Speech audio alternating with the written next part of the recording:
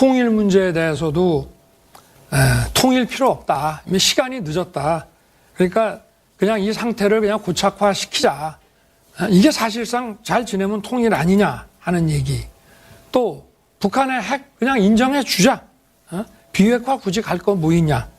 또 북핵 미사일을 막기 위한 삼축 체제라든지 이거 필요 없고, 또 스냅백이라고 그래서 먼저 제재 풀어주고 나중에 뭐 또 핵을 고도화하면 그때 가서 다시 제재를 하자든지, 또 이게 지금 종전 상태가 아닌데 종전 선언을 하자라고 하는 거라든지, 또 지난번에 늘 말씀하시지만 전자권 회수하는데 조건이 뭔 필요가 있냐. 그냥 회수하면 되는 거지. 이런 게 전부 다 저는 하나의 그 생각이라고 보고 있는데요. 이게 결국은 친중, 친북, 반미라는 어떤 이 이념적 지향에서 단단히 서 있는 것이지, 국가의 안보라든가 평화를 유지하기 위해서 저희가 전쟁 억지력을 가져야 된다는 거하고는 거리가 먼 거 아닌가요? 자, 저는 우리 윤석열 후보님 명색이 법률가신데 허위 주장을 너무 많이 하십니다. 이렇게 어떻게 거짓말로 상대방에게 질문할 수 있나 의심스러운데, 첫째, 제가 핵 인정하자고 한 얘기 한 번도 한 일이 없습니다. 두 번째, 삼축 체제 필요 없다 얘기한 일이 전혀 없습니다.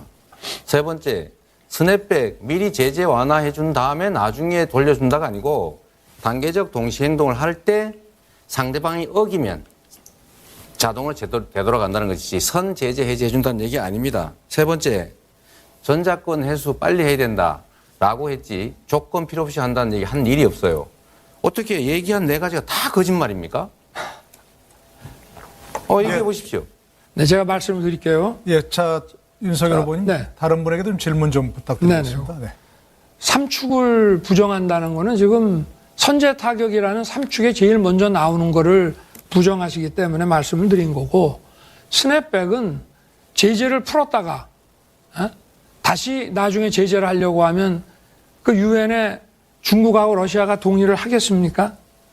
그리고 전자권은 조건 붙일 건 뭐 있냐고 하는 거는 작년 12월 30일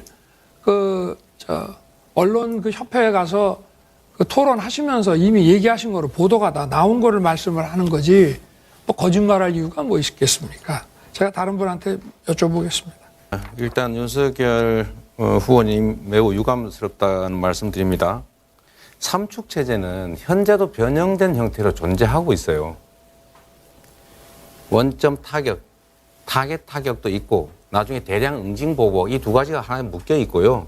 그 다음에 미사일 방어 체제라고 해서 두 가지 단계로 바뀌었지만 내용은 똑같이 들어있습니다. 제가 드리는 말씀은 정치 지도자가 군 사령관이나 할 소리를 군 전술가가 할 얘기를 너무 쉽게 한다는 거예요. 이게 예를 들면 군사적 긴장을 유발해서 한반도의 전쟁 위기가 올라가면 어떡할 겁니까? 더 힐이라고 하는 그 군사 잡지에서 한반도의 전쟁 발발 가능성이 높아지고 있다. 그 중에 네 가지 중에 한 원인이 윤석열 후보다. 이렇게 한 거 혹시 보셨습니까? 외국에서 그렇게 걱정하고 있어요. 저자는 국제 정치학계에서 거의 인정받지 못하고 엉뚱한 얘기하는 분으로 유명한 분인데, 네.